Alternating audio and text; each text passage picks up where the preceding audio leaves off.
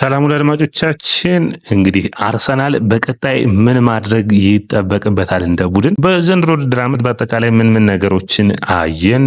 ከዛ ውጭ አርሰናል በጉዳት ምክንያት ብቻ ማሳበብ ይችላል ወይ? የክረምቱ የዝውውር መስኮት ማይክል አርቴታ ምን ሊያደርጉ አስቧል? በተለይ እንግዲህ ትናንት በጨዋታው መጠናቀቅ በኋላ ደጋፊዎቹን ሲሰናበት የተናገራቸው ነገሮች አሉ። አንደኛው የሚሆነው እንግዲህ ቡድኑ በሚቀጥለው ዓመትም ከዚህ የተሻለ ማድረግ እንደሚችል እና በዘንድሮ ውድድር ዓመት ካጋጠመው ችግር አንጻር ቡድኑ በጣም የታገለበትን መንገድ እንዳደነቀ ተናግሯል። በአጠቃላይ አርሰናሎች እንግዲህ ዲክላን ራይስ እንደተናገረው አንደኛ በጣም ብዙ ተጫዋቾች ከኮንትራታቸው ውጭ ይሆናሉ።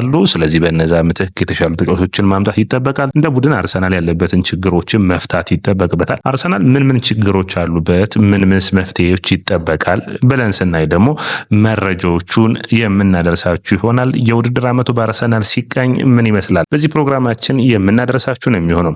ሰላም አድማጮቻችን፣ የያ ስፖርት ነው። ላይክ፣ ሼር፣ ኮሜንት፣ ሰብስክራይብ ማድረጋችሁን አትርሱ። እንግዲህ አርሰናል በውድድር ዓመቱን አጠናቋል። በኤምሬትስ ቡድኑን ደጋፊዎቹን ተሰናብተዋል። የሁለተኛነት ነገራቸው የተጠናቀቀ ይመስላል። ስለዚህ ጥሩ የሚባል ሁኔታ ነው። ነገር ግን የመጀመሪያው መረጃ የሚሆነው መጀመሪያው ሀሳብ የሚሆነው እንደ ቡድን መድፈኞቹ የውድድር ዓመቱ መጀመሪያ ላይ ምን ይጠበቅ ነበር? በውድድር ዓመቱ አጋማሽ ምን ማድረግ ነበረባቸው? በአጠቃላይ የውድድር ዓመቱ ላይ ምን ነገሮችን አሳዩ ብለን ስናስብ ባለፉት ሁለት ዓመታቶች በፕሪሚየር ሊጉ ዋንጫን ለማሸነፍ ጫፍ ላይ ደርሶ በጣም ጠንካራ በነበረው ባለፉት ዓመታቶች ታይቶ በማይታወቅ ሁኔታ 4 ተከታታይ ጊዜ የፕሪሚየር ሊጉን ዋንጫ ማሸነፍ የቻለው ማንቸስተር ሲቲን አይተናል። እንግዲህ በጥሩ ብቃታቸው ዋንጫዎችን ሲያሸንፉ፣ በዘንድሮ ውድድር ዓመት ግን በጥሩ ጅማሮ ማንቸስተር ሲቲ ቢጀምርም ከሮድሪ መጎዳት በኋላ በተለይ ከአርሰናሉ ጨዋታ በኋላ ግን የነጥብ መጣሉን ተያይዘውታል። የአውሮፓ ቻምፒዮንስ ሊግ ተሳትፎንም ማረጋገጥ አልቻሉም እስካሁን ድረስ። በአጠቃላይ እንግዲህ ቡድን አርሰናል እንግዲህ የባለፉት ሁለት ዓመታቶች አንጻር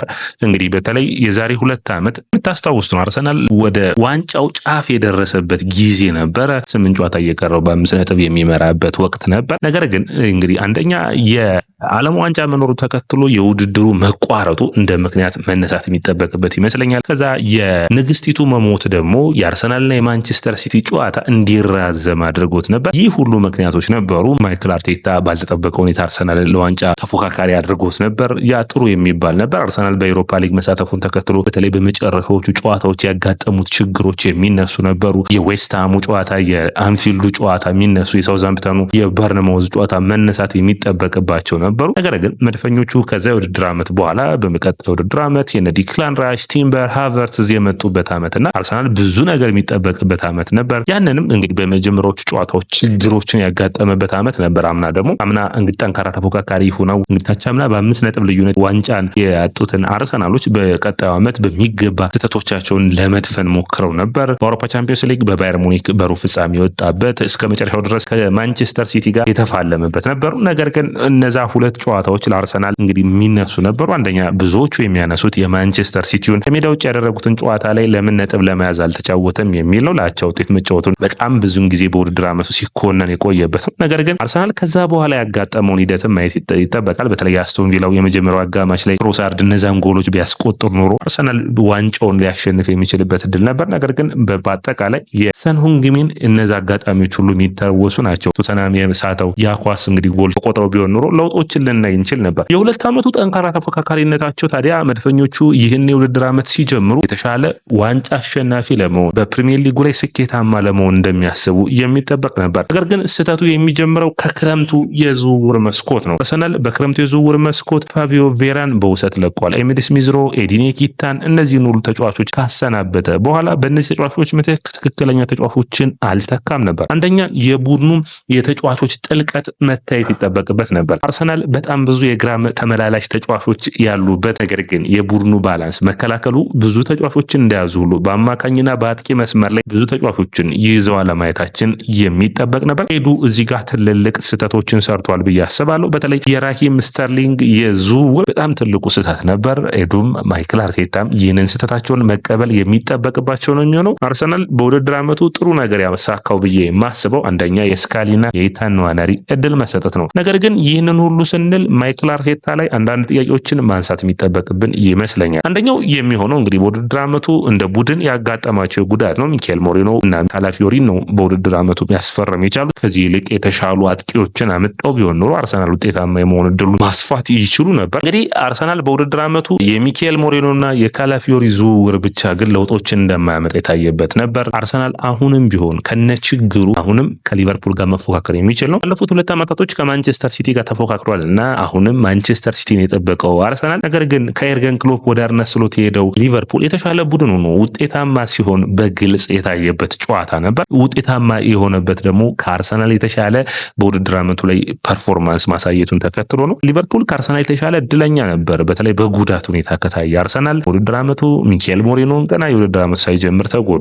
ከዛ ኦዴጋርድ ተከተለ። ከኦዴጋርድ በኋላ ሳካ፣ ማርቲኔሊ፣ ሃቨርትዝ፣ ገብርኤል ማጋሌሽ እነዚህን ሁሉ ተጫዋቾች ያጣው ለረጅም ጊዜ ነው። ለ3 ወራት በላይ ያንዳንዳቸው ተጫዋቾች ማጣት ችሏል። እንግዲህ በቀጣይ ውድድር ዓመት በዘንድሮ ውድድር ዓመት ጉዳት ያላጋጠማቸው ፓርቴ፣ ሳሊባ የሚጠበቅ ነው የሚሆነው ዲክላን ራይስን ጨምሮ። ስለዚህ አርሰናል ማይክል አርቴታ በጠባብ ስኳድ ቡድኑን ማዋቀሩን ተከትሎ ይህንን አይነት ሂደቶችን ማሻሻል የሚጠበቅበት ይመስለኛል። ባለቤቶቹ አርሰናል ቡድን ላይ የተሻለ ገንዘቦችን ማፍሰስ ግድ ይላቸዋል። ውድድር ዓመቱ በአማካኝ እንግዲህ አርሰናሎች በጣም ብዙ ተጫዋቾችና ብዙ ደቂቃዎችን የተጫወተው ቡድን አርሰናል ሆኖ ይታያል። ይህንን ማሻሻል የሚጠበቅ ነው የሚሆነው። የስኳድ ዴብዙን ማስፋት ወይም የስኳዱን በብዙ ተጫዋቾች መክበብ ያስፈልጋል። አርሰናል እንደ ቡድን በፕሪሚየር ሊጉ በቻምፒዮንስ ሊጉ የሚሳተፍ ከሆነ ከ65 እና እስከ 70 ጨዋታዎችን የሚያደርግ ነው የሚሆነው። ስለዚህ እያንዳንዱ ተጫዋች አትሊስት ከ55 ጨዋታዎችን ብቻ እንዲያደርግ ማድረግ ያ ማለት 10 እና 15 ጨዋታዎችን ከእያንዳንዱ ተጫዋቾች ላይ እረፍት አድርጎ መስጠት ከማይክል አርቴታ የሚጠበቅ ስራ ነው የሚሆነው። ከዛ ውጭ እንግዲህ በጥሩ የዝውውር መስኮት ያመጣላቸውን እድል አለመጠቀማቸው ደግሞ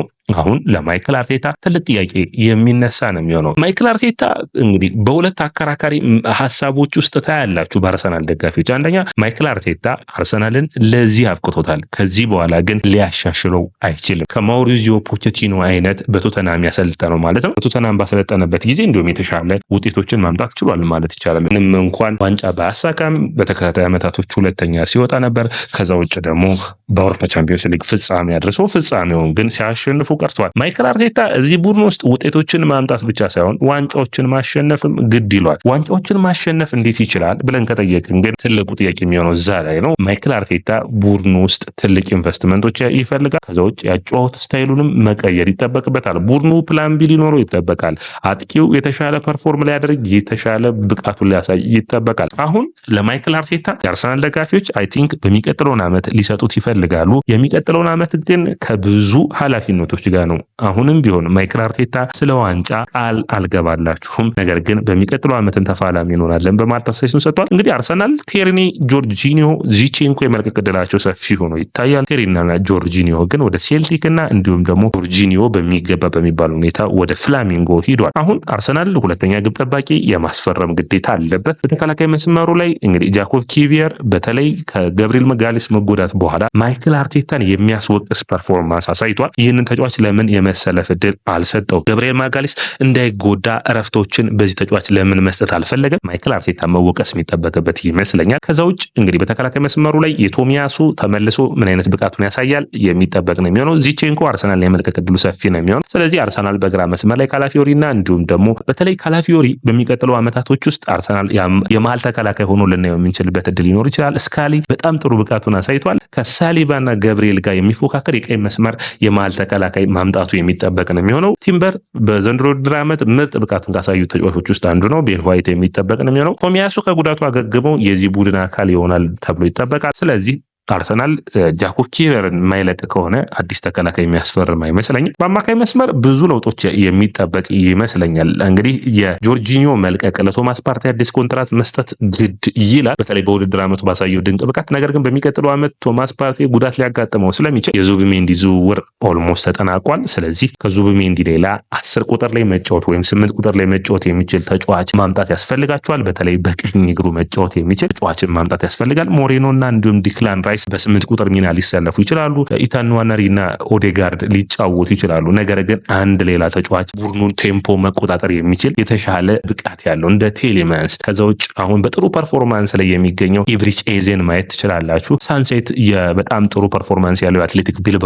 ተጫዋች ነው። እንደዚህ አይነት ተጫዋቾችን ያመጣሉ ተብሎ ይታሰባል። ነገር ግን የአርሰናል ትልቁ ሂደት የሚሆነው ማጥቃቱ ላይ ነው። ቡካዮ ሳካን ማገዝ የሚችል አጥቂ መሆን የሚችል የመስመር ተጫዋች መሆን የሚችል ተጫዋቾችን ማምጣት ይጠበቅባቸዋል። ሁለት ተጫዋቾችን ማምጣት ይጠበቃል። ታዳጊ ተጫዋቾችን ማምጣትና ለቡድኑ ስሜት የሚሰጡ ተጫዋቾችን ማምጣት ያስፈልጋል። እንደ ሲቪየር ኔፐን አይነት ዝውውሮች ወደ አስቶን ቪላ የሚያደርገው ዝውውር እየተጠናቀቀ ያለ ይመስላል። አርሰናል እንግዲህ በውድድር ዓመቱ መጨረሻ ላይ ኤክስ ፋክተር የሚኖራቸው የማይገመቱ አይነት ተጫዋቾችን እንደ ሮድሪጎ፣ ቪክቶሪዮ ኮሬሰን አይነት ወይም ኒኮ ዊሊያምስ አይነት ተጫዋቾችን ማምጣት የሚያስፈልግ ይሆናል። እንደ ቡድን አርሰናል ያሉበትን ችግሮች መፍትሄ ለማምጣት በዚህ ሁኔታ ላይ መሳተፍ የሚያስፈልግ ነው የሚሆነው። አድማጮቻችን እንግዲህ ስለ አርሰናል ብዙ ነገሮችን ማውራት ይቻላል። ነገር ግን ስለ ማይክል አርቴታ ሳናወራ መጨረሻ ይጠበቅብናል።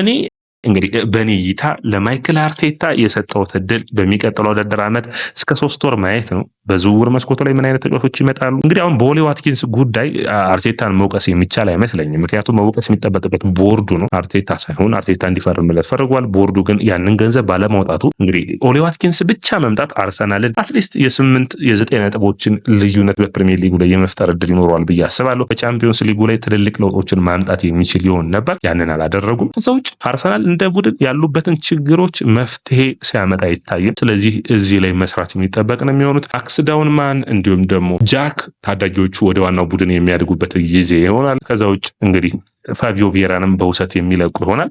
ዲክላን ራይስ እንዲሁም ሌሎች የቡድን አባላቶች ኮንትራታቸውን የሚያራዝሙ ከሆነ ግን አርሰናል የተሻሉ ጥሩ ፐርፎርማንስ ያላቸው ተጫዋቾችን የሚያመጣ ከሆነ ነው። ያንን ማድረግ ይችላል ወይ የምናየው ይሆናል። ሰላም ወደ አድማጮቻችን፣ የኢያ ስፖርት ነው። ላይክ፣ ሼር፣ ኮሜንት ሰብስክራይብ ማድረጋችሁን አትርሱ። የናንተ ላይክ፣ ሼር፣ ኮሜንት ሰብስክራይብ ያስፈልገናል። እውነት በማይክል አርቴታ ግን እምነት አላችሁ ወይስ አርሰናል በሚቀጥሉት ዓመታቶች ዋንጫ ያነሳል? የምናየው ይሆናል። ላይክ፣ ሼር፣ ኮሜንት ሰብስክራይብ ማድረጋችሁን አትርሱ።